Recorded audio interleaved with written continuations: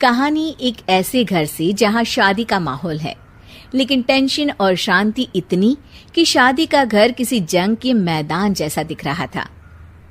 अरे जैसा मर्जी डेकोरेशन कर दो, पैसों की चिंता मत करो। इतना पैसा जब लड़के वालों को दे दिया तो फूल वालों को देने में मुझे क्या दिक्कत है? अरे धीरे बोलो ना, साफ लग रहा है कि फ्रस्ट्रेटेड हो। अरे तुम तो चुप ही रहो। एक बेटी संभाल नहीं पाई। सारा दिन मैं काम पर जाता था, सोचता था घर पर बच्चों को अच्छे से संस्कार मिल रहे होंगे, लेकिन नहीं, मैडम को तो अपनी किटी और फैशन से फुर्सत मिले तब ना। माँ चुपचाप वहां से चली जाती है। समझ में नहीं आता कि आखिर शर्मा खानदान में हो क्या रहा है। कल तक चिड़िया सी फुदकने वाली शीना की शादी यूं अचानक एक मोटे काले लड़के से क्यों हो रही है?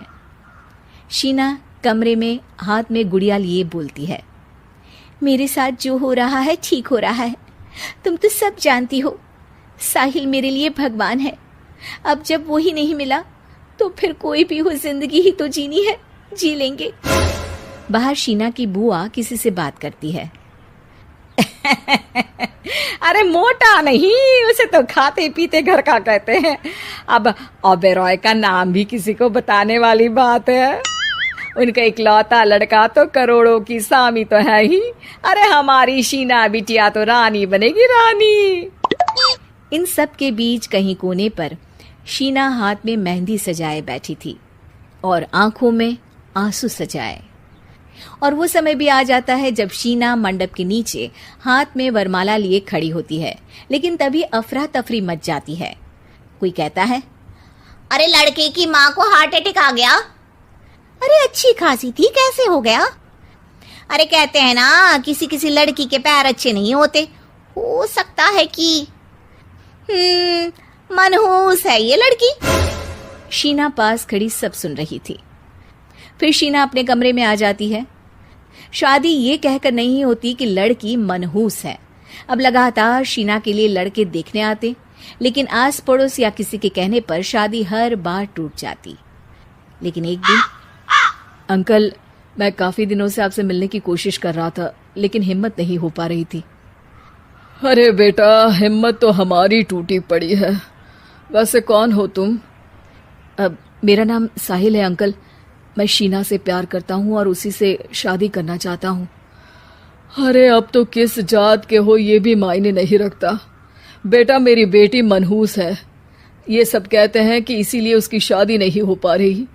अगर तुम शादी करने को तैयार हो तो ठीक है। शीना की शादी साहिल से हो जाती है।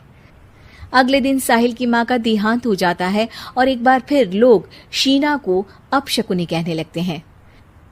अरे खा गई दीदी को ये। अरे क्या जरूरत थी साहिल किसी मनहूस को घर लाने की? पर बुआ, माँ की तो तबीयत पिछले कई साल से खराब थी। डॉक्टर्स ने जवाब दे दिया था।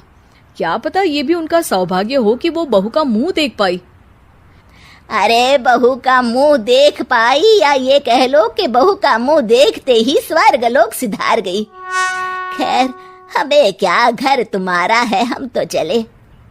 अब शीना को खुद पर ही शक होने लगता है कि कहीं सच में वो अपशकुनी तो नहीं। साहिल, हम दोनों की शादी नहीं हुई होती तो अच्छा था। देखो ना, कैसे पहले मेरी शादी टूटती थी और अब तुम्हारी माँ भी। अरे ऐसा कुछ नहीं होता शीना, अपशकुनी वगैरह कुछ नहीं होता। ये सब तो ईश्वर के खेल हैं। वो शादी तुम्हारी इसलिए टूट गई क्योंकि तुमको मेरी पत्नी बनाना था, और माँ का जाना तो तय था।